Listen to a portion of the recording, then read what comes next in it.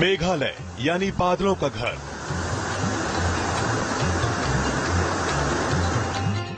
उत्तर पूर्व का बेहद खूबसूरत राज्य, जहां प्रकृति अपने सुंदरतम रूप में दिखाई देती है, जहां बादल ऊंचे ऊंचे पेड़ों से होकर गुजरते हैं तो इसकी खूबसूरती को चार चांद लग जाते हैं। मेघालय के ईस्ट और वेस्ट खासी हिल्स में एक और खूबसूरती आपको हैरान कर देगी, जिसका नाम है लिविंग ब्रिज। अग्निपथ पे चलते चलते सुकून के कुछ ऐसे पल भी देखने को मिलते हैं जब प्रकृति शत्रु नहीं प्रकृति मित्र बन जाती है। इस वक्त हम मेघालय में मौजूद हैं और आपने लिविंग ट्री तो सुनी होगी, लेकिन लिविंग ब्रिज भी देख लीजिए। ये मेघालय के वर्षा वन में लिविंग ब्रिज है। लिविंग ब्रिज जिसे बनने में तकरीबन 15 से 20 साल लगते हैं, लेकिन एक बार बन गया तो उसके बाद तकरीबन 250 से लेकर 300 साल तक ये ब्रिज ऐसे ही रह सकते हैं। और यहाँ से एक दो नहीं, मेरे पीछे से भी लोग जा रहे हैं, टूरिस्ट जा रहे हैं। 500 व्यक्तियों का बोझ एक लिविंग ब्रिज सह सकता है। बैनियन की जो ट्री है, उन पेड़ों की जड़ों को इस तरीके से बांधा जाता है जिस तरीके से यहाँ पर आप बंधे हुए देखते हैं, और उसके जरिए ये ब्रिज तैयार होता है। इस ब्रिज को तैयार होने में तकरीबन 15 से 20 साल इसलिए लग जाते हैं क्योंकि इसमें किसी तरह के सीमेंट गारे का इस्तेमाल नहीं होता। बैनियन ट्री रूट्स, यानी जिसे लिविंग ब्रिज कहा जाता है, रूट ब्रिज कहा जाता है, ये जो हैं ये पेड़ की जड़ें हैं और इन जड़ों को इस लिहाज से बांधा गया है कि ये पूरी की पूरी लिविंग ब्रिज बन जाएगी। और इस ब्रिज की खासियत ये है कि यहाँ से कार्बन फुटप्रिंट निकलता नहीं है, कार्बन बल्कि सिंक होता है। जिस तरह से सिक्किम की बात करें, सिक्किम में ऑर्गेनिक खेती होती है, लेकिन ये मेघालय है और मेघालय में ऑर्गेनिक ब्रिज बनते हैं। तो सोचिए कितना अलग है। यहाँ पर अपने आप में एहसास करना कि वो मेघालय जहाँ पर वर्षावन है, मेघालय का अर्थ ही है वो राज्य जो मेघ का हो, जो क्लाउड्स का हो, और ऐसे में बहुत बारिश होती है और प्रकृति से मदद मिलती है। और प्रकृति से मदद मिलने के बाद इस तरह की लिविंग ब्रिज की संरचना बनती है। कई जगह ये डबल डेकर भी है और ना सिर्फ भारत बल्कि दुनिया के कई देश, जिसमें विकसित देश जैसे जर्मनी भी शामिल है, इन पेड़ों की बीज को लेकर गए हैं और उनकी कोशिश भी है कि वो अपने देश में इस तरह के लिविंग ब्रिज का निर्माण कर सके। तो बैनियन के पेड़ की जड़ों से बना हुआ ये ब्रिज अपने आप में ऐसा है कि अग्निपथ पे शीतल जल के दर्शन हो गए हों, क्योंकि जल के ऊपर प्रकृति है और यहाँ प्रकृति शत्रु नहीं है बल्कि प्रकृति मित्र है। लिविंग ब्रिज ऑर्गेनिक इंजीनियरिंग का सबसे बड़ा उदाहरण है। इसके पीछे की कहानी भी दिलचस्प है। मॉनसून के दौरान यहाँ भारी मात्रा में बारिश होती है, इसलिए सालों पहले लोगों ने एक जगह से दूसरी जगह जाने के लिए यहाँ बैनियन के पौधे लगाए। जब बैनियन ट्री बड़े हो जाते हैं तो इनकी बेलें लटकने लगती हैं, जिसकी मदद से लिविंग ब्रिज बनाया जाता है, जिसे तैयार होने में 15 से 20 साल का समय लगता है। लेकिन जब ये तैयार होता है तो सालों साल चलता है। इसकी यही खूबसूरती लोगों को दूर दूर से यहाँ खींच कर लाती है। पर्यटकों की बहुत बड़ी संख्या है जो लिविंग ब्रिज देखने के लिए पहुँचते हैं। दरअसल ईस्ट खासी हिल का ये इलाका है जहाँ पे लिविंग ब्रिज मिलते हैं। और खासी जनजाति की बात करें तो वो प्रकृति से बहुत प्रेम करती है और यही वजह है कि ऑर्गेनिक ब्रिज का निर्माण किया गया। और न सिर्फ भारत से बल्कि आसपास के देश से भी यहाँ पे लोग आते हैं। आप बांग्लादेश के रहने वाले हैं? Yeah, from Dhaka. तो कैसा लगा आपको ये bridge? Yeah, definitely different. It's very different, yeah. So just because to see this bridge we are here. और No, this is the first time. आप लोग कहाँ से आए हैं, कौन से स्टेट से आए हैं? बेंडेल, बंगाल से आए हैं। बंगाल से हुगली डिस्ट्रिक्ट से आया तो है। कैसा लग रहा है सर ये? अभी नया आया है इधर, बहुत अच्छा लगता है। तो ये ब्रिज देखने के लिए यहाँ पे ब्रिज तो यही ब्रिज अभी पहले बार देखा हुआ। तो पहली बार देखकर कैसा लगा? बहुत अच्छा, पूरा दिल खुश हो गया। तो लगता है एनवायरमेंट फ्रेंडली होना चाहिए। है ये मेरा बीबी को लेकर आया है। It's a really amazing, it's a good, बहुत अच्छा। अलग अलग राज्यों से लोग यहाँ पर पहुँच रहे हैं इस ब्रिज को देखने के लिए। अगर ब्रिज की बात करें तो ये ऐसा ब्रिज है जो अपने आप में अजूबा है, प्राकृतिक अजूबा है, क्योंकि इसकी तुलना आप कर नहीं सकते। इसकी तुलना करना इसलिए मुश्किल है क्योंकि जब शहरों में आमतौर पे इस तरह के ब्रिज बनते हैं तो वहाँ पे कंक्रीट का इस्तेमाल किया जाता है। इसमें बैनियन ट्री के रूट्स हैं, रूट्स के साथ साथ जो बम्बू है उसका इस्तेमाल किया है, बैम्बू का इस्तेमाल किया गया है, यानी बांस में से इस रूट्स को इस तरीके से निकाला गया है। जो अलग अलग तरह की जड़ें हैं उसे बांधा गया है और उसके बाद 15 साल में तैयार हो जाता है इस तरह का लिविंग ब्रिज, जो 300 साल तक बरकरार रह सकता है और 500 लोगों का बोझ एक साथ सह सकता है। तो यकीन मानिए, जो खासी जनजाति है उन लोगों की तकनीक ऑर्गेनिक खेती से बढ़कर ऑर्गेनिक ब्रिज तक पहुंच गई है, जो अपने आप में अग्निपथ में एक मिसाल है कि प्रकृति शत्रु भी हो सकती है और मित्र भी, बशर्ते आप उसे किस तरह से साधना चाहे, किस तरीके से आत्म साध करना चाहे। न्यूज नेशन की टीम मेघालय के माउंट लॉन्ग गांव आ पहुंची है, जहां साफ सफाई ऐसी है कि आपका दिल खुश हो जाएगा। यही वजह है कि इसे भारत के सबसे स्वच्छ गांव का तमगा दिया गया है। यहां आकर आप खुद को नेचर के बेहद करीब पाते हैं। मेघालय के माउलोंग गांव में आपका स्वागत है। ये अगर जिले की बात करें तो ईस्ट खासी हिल्स है, लेकिन जो एक गांव है ये पूरी दुनिया के लिए एक मिसाल है। किस तरीके से प्रकृति के साथ इंसान का तालमेल हो सकता है और कैसे क्लीन इंडिया का कैंपेन तो पूरे देश में चलाया जाता है, लेकिन असर मेघालय से ज्यादा कहीं नजर नहीं आता। जहां तक आपकी नजर जाएगी वहां तक आपको साफ सुथरी सड़कें ही नजर आएंगी और इसी वजह से इसे क्लीनेस्ट विलेज ऑफ इंडिया कहा जाता है, यानी पूरे भारत में इससे ज्यादा स्वच्छ कुछ नहीं है। और कैसे प्रकृति का इस्तेमाल किया जाता है, आप ये देखिए कि ये ऑर्गेनिक रूप से यहाँ पे डस्टबिन बनाई गई है। जितने घर आपको नजर आएंगे उन घरों के बाहर जो स्थानीय पेड़ पौधे हैं वो लगाए गए हैं और इस तरीके से बनाया गया है कि यहाँ पे जब टूरिस्ट आए तो उन्हें इस बात का एहसास हो कि कैसे प्रकृति और मानव का तालमेल हो सकता है। उन्हें सीखने को मिले कि प्रकृति को अगर अपना लेंगे तो प्रकृति माँ की तरह से है, वो आपको सब कुछ देगी जो आपको जरूरत है। देखिए यहाँ पर बैम्बू का इस्तेमाल किया गया है और उसके जरिए ही जो बाहर की बाउंड्री है वो बनाई गई है। तो देखिए कि किस तरीके से यहाँ पर काम किया जा रहा है और इस तरीके से अगर छत की बात करें, दीवारों की बात करें, जितना संभव हो उतना ऑर्गेनिक मटेरियल का इस्तेमाल किया गया है। इसीलिए इसे देश का सबसे साफ सुथरा गांव कहा जाता है।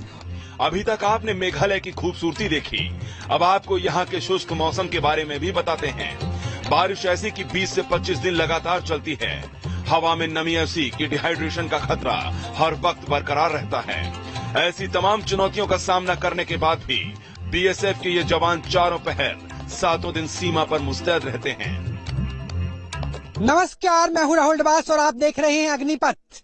आजादी का अमृत महोत्सव है, छतों पे तिरंगा लहरा रहा होगा और अभी तक अपने डिस्प्ले पिक यानी डीपी भी तिरंगे की कर दी होगी। उत्सव का माहौल है पूरे हिंदुस्तान में, लेकिन अग्निपथ कैसा होता है वो आपको न्यूज नेशन उस दौर में बता रहा है जब देश में उत्सव है, लेकिन हम बॉर्डर पे मौजूद है। इस वक्त हम आ गए हैं मेघालय में। मेरे पीछे आपको जो पिलर नजर आएगा ये है मेघालय और बांग्लादेश की बॉर्डर और उसके उस तरफ जितने भी लोग आपको चलते हुए नजर आ रहे हैं ये गरीब मुफलिसी बांग्लादेश की है। और आप देखिए कि किस तरीके का ट्रेन है, क्योंकि यहां से आपकी जितनी नजर जाएगी वहां आपको धान की खेती नजर आएगी, वहां आपको अजान की आवाज नजर आएगी, वहां आपको मैदानी क्षेत्र नजर आएगा, ब्रह्मपुत्रा का मैदानी मैदान। और ये क्षेत्र है पूरा का पूरा बांग्लादेश। और इसके साथ अगर उस तरफ भी आपको दिखाने की कोशिश करें जो कच्ची सड़क है जहां से बच्चे बाइक निकालने की कोशिश कर रहे हैं, पीछे कुछ खातून हैं, महिलाएं हैं और ये पूरा का पूरा इलाका बांग्लादेश का है जो आप देख रहे हैं।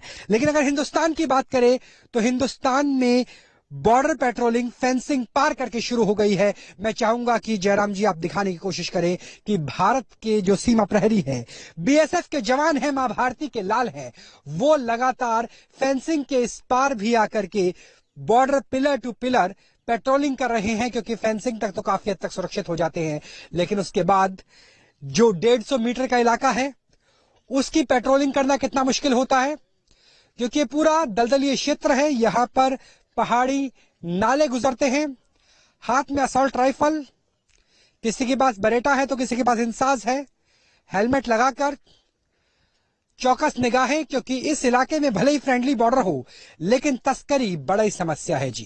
तस्करी चाहे वो मानव तस्करी हो, मवेशियों की तस्करी हो या नशीली वस्तुओं की तस्करी हो, उस पे लगाम लगाने के लिए। और एक बार ऊपर भी दिखाइए जयराम जी कि जिस इलाके से हम आए हैं वो उस उसका टेरेन कितना मुश्किल है, क्योंकि यहाँ पे आपको फेंसिंग के बीच में गेट नजर नहीं आएंगे। ये भारत की फेंसिंग है, जिसे हम कई बार बॉर्डर मान लेते हैं, लेकिन बॉर्डर 150 मीटर अंदर होता है। जो आपको बॉर्डर पिलर दिखाया था वो बॉर्डर पिलर है। तो देखिए उस ऊंचाइयों को, जो मेघालय के पहाड़ों की ऊंचाई है। जी हाँ, यहाँ से ही हिमालय के शिवालिक रेंज की शुरुआत होती है। और ये जो ऊंचा इलाका है, ये जो पठारी पहाड़ी इलाका है, ये भारत है, ये माँ भारती है। और वहां पे आपको पूरी फेंसिंग लगी हुई नजर आएगी। और फेंसिंग से निकलने का रास्ता सोचिए, नाले का रास्ता। और यहां से बॉर्डर पेट्रोलिंग टीम बीएसएफ की सीमा प्रहरियों की लगातार हर पहर पेट्रोलिंग करते हुए अग्निपथ पे हम भी अग्रसर होते हैं सीमा प्रहरियों के साथ। त्रिपुरा में मलेरिया दुश्मन था तो मेघालय में सांप और जोंक का खौफ। उष्णकटिबंधीय क्षेत्र होने की वजह से बॉडी का पानी सूखता चला जाता है। बावजूद इसके न्यूज नेशन की टीम बीएसएफ जवानों के साथ अग्निपथ पर डटी है, क्योंकि यह वर्दी हो या जिस्म, नमी की वजह से बॉडी पानी में पूरी तरह से भीग जाती है। त्रिपुरा में हमने माइंड मलेरिया को सहा था और देखा था किस तरह से नेट लगाया जाता है। मेघालय में आ चुके हैं। यहाँ भी उष्णकटिबंधीय वर्षावन है, यानी ट्रॉपिकल रेन फॉरेस्ट। स्थिति लगभग वैसी है, बस मलेरिया नहीं है, क्योंकि त्रिपुरा की तुलना में कुछ ऊंचाई पर हम हैं। लेकिन जंगल के अंदर से पेट्रोलिंग करना उतना ही कठिन है जितना हमने आपको त्रिपुरा में दिखाया था, क्योंकि जैसे ही सांझ होगी यहाँ भी जंगली जानवर हैं। और ये भी तराई का क्षेत्र है, क्योंकि एक बार दिखाइए कि जो ऊंची पहाड़ियां हैं ये त्रिपुरा की ऊंचाई है, और उससे कुछ किलोमीटर आगे जाएंगे तो बांग्लादेश की शुरुआत हो जाएगी, अगर तराई की बात करें तो। ऐसी स्थिति में ऐसे पहाड़ों के क्षेत्र से उतर करके वर्षावन, वो भी उष्णकटिबंधीय वर्षावन में पेट्रोलिंग करना अपने आप में बेहद मुश्किल है। लेकिन सीमा प्रहरी, जिनके लिए कहा जाता है कि हर पहर के प्रहरी है बीएसएफ के सीमा प्रहरी, वो अपनी चौकस निगाहों से असॉल्ट राइफल के साथ पूरी की पूरी टुकड़ी मूव करती हुई, और जिस तरह से हम आपको बताते हैं कि एरिया डोमिनेंस पेट्रोलिंग, और वही स्थिति pillar to pillar zero line पर बीएसएफ के जवान भारत बांग्लादेश बॉर्डर पर मुस्तैद निगाहों के साथ गुजरते हुए। और ये स्थिति है अगर हम बॉर्डर की बात करें तो, क्योंकि यहाँ पर वर्षावन है, लगातार स्वेटिंग हो रही है, पसीने आ रहे हैं, जोंक बहुत ज्यादा है, सांप बहुत ज्यादा है।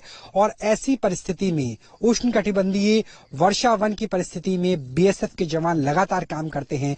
यानी आपको फेंसिंग देखनी है, आपको जीरो लाइन यानी पिलर टू पिलर देखना है, और साथ में फेंसिंग और पिलर के बीच का जो 150 मीटर है, जो डेंस फॉरेस्ट है, उसमें भी पेट्रोलिंग कर रहे हैं। और इस तरीके से अग्निपथ पर अग्रसर है सीमा प्रहरी, और उनके साथ न्यूज नेशन भी हर उस परिस्थिति को अपनी आंखों से देखता हुआ, अपने त्वचा से महसूस करता हुआ कि जब डिहाइड्रेशन जैसी स्थिति हो, जब यहाँ पे 10 मिनट भी काम करना मुमकिन ना हो, तब 6 घंटे लगातार पेट्रोलिंग, वो भी pillar to pillar border patrolling dense forest में कैसी होती है, देख लीजिए। भारत बांग्लादेश बॉर्डर की वजह से यहाँ पशु तस्करी से लेकर मानव तस्करी का खतरा बढ़ जाता है, क्योंकि जंगली इलाकों में फेंसिंग नहीं की जा सकती। लिहाजा यहाँ तैनात जवानों को हर पल सजग और चौकस रहना होता है। वर्षावन में वर्षा रुकी हुई है, मेघालय में हम मौजूद है। जो आपको हमारी हालत नजर आएगी, दरअसल ये स्वेटिंग की वजह से, पसीने की वजह से है। वर्दी हो या जिस्म पूरा भीग चुका है। लेकिन न्यूज नेशन आपको अग्निपथ दिखाता है। अग्निपथ का अर्थ क्या है? वो रास्ता जो तलवार की धार पे चलने जैसा हो, वो रास्ता जो इस पार या उस पार का हो। और उसी रास्ते पे, उसी पगडंडी में हम लगातार मौजूद है, क्योंकि मेरे पीछे जो आपको पगडंडी नजर आएगी, ये वो पगडंडी है जो जंगल के रास्ते भारत में घुसपैठ का, तस्करी का एक मुख्य रास्ता है। शाम हो चुकी है और हम जीरो लाइन पे मौजूद है। जीरो लाइन का मतलब ये है कि हम फेंसिंग से अंदर हैं और बांग्लादेश भारत की सीमा के ऊपर है। यानी एक कदम चलेंगे पीछे तो हम बांग्लादेश की शुरुआत हो जाएगी। और यहाँ पर जिसे हम धावे की पोजीशन कहते हैं, एम्बुश की पोजीशन कहते हैं, उस पोजीशन में नीलिंग अवस्था में बैठे हुए हैं सीमा प्रहरी बीएसएफ के, चुपचाप गश्त लगाए हुए। और हमें भी कहा गया है कि जितना कम आप बोलेंगे उतना बेहतर रहेगा, क्योंकि वाकई ये वो रूट है जहां से तस्करी होती है, चाहे वो मानव तस्करी हो या फिर इंसानों की तस्करी हो। उसके जरिए मवेशियों को इधर उधर लेके जाया जाता है, नशीला वस्तु लेके जाई जाती है। और ऐसे में कोशिश इस बात की है कि चारों तरफ नजर रहे, क्योंकि ये वो कच्चा रास्ता है जो बिल्कुल फेंसिंग के पास तक पहुंचता है। उसके आगे एक नाला है और उस नाले को पार करने के बाद भारत की शुरुआत हो जाती है। यही वजह है कि सीमा प्रहरी काफी देर से, हमें यहाँ पर तकरीबन 45 मिनट हो गए हैं, पौना घंटा 1 घंटे के आसपास, और काफी देर से इसी अवस्था में है। और आपको हमने कहा था हम जीरो लाइन पे है। जीरो लाइन का अर्थ क्या है, एक बार देखिए जयराम जी, यहाँ से दिखाइए। सबसे पहले ये है बांग्लादेश, जो आपको इस तरफ नजर आएगा, बांग्ला भाषा में लिखा हुआ है बांग्लादेश। और जहां जिस तरफ मैं मौजूद हूँ यहाँ लिखा हुआ है इंडिया। एक बार पास आके दिखाइए, 1264 pillar number, Bangladesh border, Bharat Bangladesh border, और ये बॉर्डर पिलर कहते हैं। यानी हम जीरो लाइन पर हैं। और सोचिए कि मां भारती की सेवा बीएसएफ के सीमा प्रहरी आखिरी कदम तक करते हैं, आखिरी पहर तक करते हैं, और वही स्थिति हमें नजर आ रही है। बांग्लादेश 1264 पिलर नंबर बांग्ला भाषा में लिखा हुआ है, दूसरी तरफ भारत लिखा हुआ है, इंडिया लिखा हुआ है। और इस तरीके से हम लोग बिल्कुल अग्निपथ पर है।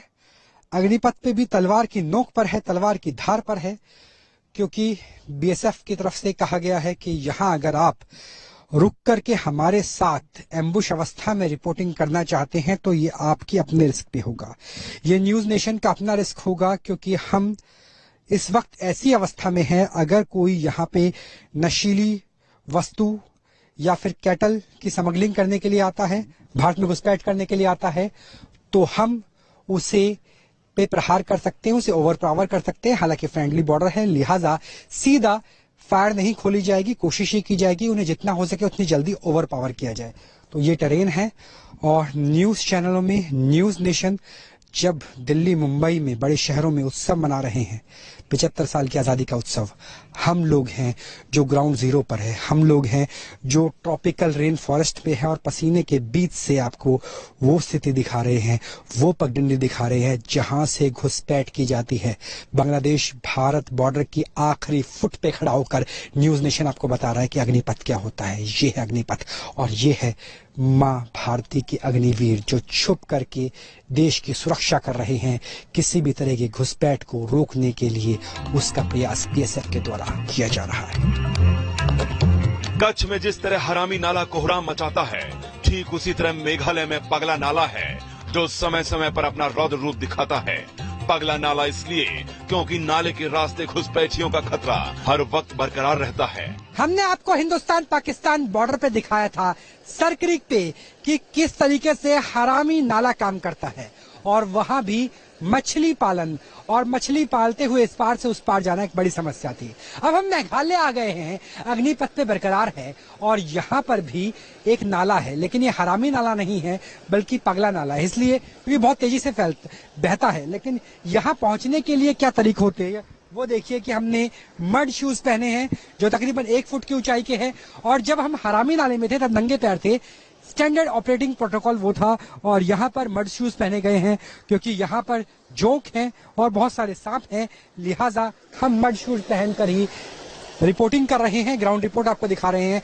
और एक बार आप स्थिति देखिए किस तरीके से उस पार से लेकर इस पार तक भारत माँ के सीमा प्रहरी बीएसएफ के जवान लगातार मुस्तैद है, कमांडो अपनी पोजीशन में है, और उस स्थिति से नजर रख रहे हैं कि अगर कहीं कोई घुसपैठ की जाती है तो उसका करारा और मुंह तोड़ जवाब दिया जा सके, दुश्मन को ओवर पावर किया जाए। और उसके लिए यही सिखलाई है कि आप कोई हाइड आउट नहीं छोड़ेंगे।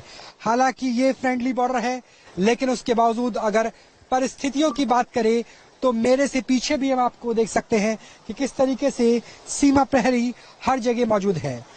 इस टोपोग्राफी के लिहाज से देखिए तो सबसे पहले मेघालय को मेघालय इसलिए कहा जाता है क्योंकि ये वर्षा का प्रदेश है। मेघालय मतलब क्लाउड्स, ये क्लाउड रेन फॉरेस्ट है, ये वो रेन फॉरेस्ट है जो ट्रॉपिकल है, यानी उष्ण कटिबंधीय है।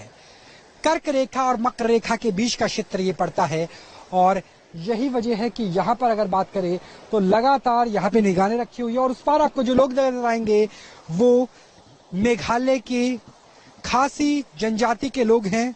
खासी जनजाति का भी अपना महत्व है।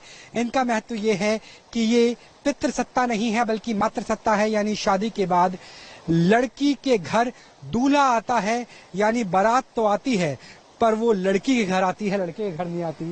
तो ये खासी जनजाति के लोग हैं जिसमें महिलाएं भी हैं, पुरुष भी हैं, और सभी भारत की सीमा में मछली पालन कर रहे हैं। तो खासी जनजाति का ये क्षेत्र है, और अगर बात की जाए तो ट्रॉपिकल रेन फॉरेस्ट है। और पगला नाला इसलिए क्योंकि अभी यहाँ पे आपको पानी का बहाव लग रहा होगा कि बहुत ज्यादा नहीं है, लेकिन अगर कोई बादल फट गया, अगर चेरापूंजी यहाँ से ज्यादा दूरी पर नहीं है, चेरापूंजी जहाँ विश्व में सबसे ज्यादा बारिश होती है, अगर वहां पर तेज बारिश हो गई तो यहाँ पे स्थिति पल भर के अंदर बदल जाएगी। यहाँ पे बहुत तेजी से पानी आएगा, बहुत तेजी से बाढ़ आएगी। इसलिए जैसे हमने सर्कलिक में आपको हरामी नाला दिखाया था, हरामी उस वक्त उस नाले को इसलिए कहा जाता था क्योंकि वो कभी भी अपने बहाव को बदल देता था। अरब सागर से पानी आता था, यहाँ चेरापूंजी से पानी आता है। चेरापूंजी वो स्थान जहाँ विश्व की सबसे ज्यादा बारिश होती है, खासी जनजाति बहुल इलाका है।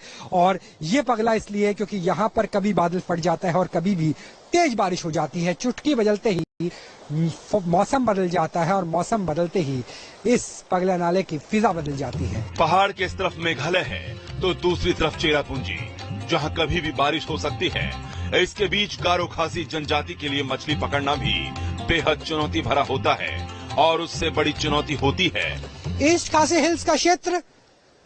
अगर जिले की बात करें, मेघालय राज्य और खासी जनजाति के आदिवासी मछली पकड़ते हुए अंतर्राष्ट्रीय सीमा से महज 100 मीटर की दूरी पर, और इसलिए मुश्किल नहीं है क्योंकि निगहबान है बीएसएफ के सीमा प्रहरी लगातार इस इलाके की सुरक्षा करते हुए, और वो भी उस परिस्थिति में जब तस्करों का डर है, जब घुसपैठ की आशंका है, जब मौसम से दुश्मनी है, जब वर्षावन का क्षेत्र है और उष्णकटिबंधीय मौसम है, यानी पानी जितना आपको नजर आ रहा है इस नाले में उतना ही पानी निकलता है इंसान के शरीर से। जब हम यहाँ पर काम कर रहे हैं, ग्राउंड रिपोर्ट कर रहे हैं और सीमा प्रहरियों के साथ लगातार पगला नाला और उष्णकटिबंधीय वर्षा वन में हम मौजूद हैं, लेकिन यहाँ काम करना कितना मुश्किल होता है वो भी सीमा प्रहरियों से बात कर लेते हैं। आपसे जानना चाहें, कितने साल हो गए आपकी सर्विस को साथी? हमारी सर्विस को 10 साल कंप्लीट हो गए। 10 साल। शुरुआत जब 10 साल पहले की होगी, आज भी उतना ही जोश है या नहीं, या फर्क पड़ा है कुछ? उससे भी ज्यादा है। उससे भी ज्यादा जोश है। यहाँ पे काम करने में कठिनाई क्या है, सिखलाई कैसे काम आते हैं जहाँ आपकी ट्रेनिंग हुई होगी? क्योंकि वर्षावन है, आपने जो गमजूट है वो बूट पहने हुए हैं, सांप का खतरा है, बिच्छू का खतरा है और साथ में तस्करी का डर भी। ट्रेनिंग के दौरान हमारे को इन सब कठिनाइयों से लड़ने का या सामना करने का सिखाया जाता है। और जो हमने गम शूज पहन रखे हैं, यहाँ पे छोटे मोटे बरसाती नाले भी हैं और सांप काटने का बहुत डर है, जिसकी वजह से हमारे को ये गम शूज पहनते हैं। और बारिश यहाँ पे 24 घंटा, कभी कभी तो 20-20 दिन तक लगातार बारिश होती रहती है। आपका नाम क्या है साथी? Head constable Lalan Prasad Yadav. कहाँ के रहने वाले हैं यादव जी? मैं बिहार का रहने वाला हूँ। तो बिहार से यहाँ की स्थिति तो रात दिन का अंतर है। यहाँ पसीना लगातार चूता चला जा रहा है, पानी बह रहा है, सांप है, कितना अंतर है? बहुत आसमान जमीन का अंतर है सर। यहाँ बहुत कठिनाइयों का सामना करना पड़ता है, फिर भी हमारा मोराल अप है सर। मोराल में कोई कमी नहीं है? कोई कमी नहीं है सर। लगता है कि घर में, परिवार में, गांव में जो लोग आजादी का अमृत महोत्सव मना रहे हैं, तिरंगा लहरा रहे हैं, अपने फेसबुक की डीपी चेंज कर रहे हैं, ट्वीट कर रहे होंगे, उन्हें इस बात की खुशी तभी है क्योंकि सीमा पर बीएसएफ के जवान पहरा दे रहे हैं। Yes sir. तो ये है सीमा प्रहरी, जो चाहे बिहार से आए हो या बंगाल से, मैदान से आए हो या पहाड़ से, किसी भी परिस्थिति में आए हो, लेकिन सिखलाई फर्स्ट लाइन ऑफ डिफेंस की यही है कि बीएसएफ की सीमाएं जहां तक हैं वहां तक हर पहर में पहरेदारी बीएसएफ के सीमा प्रहरी करते रहेंगे, भले ही वो कच्छ का रण हो या फिर उष्णकटिबंधीय मेघालय का वर्षा वन। इतनी कठिन परिस्थिति के बावजूद मां भारती के वीर सपूत अपने कर्तव्य पथ पर डटे रहते हैं। मेघालय में मौजूद भारत बांग्लादेश बॉर्डर से राहुल डबास के साथ टीम न्यूज नेशन।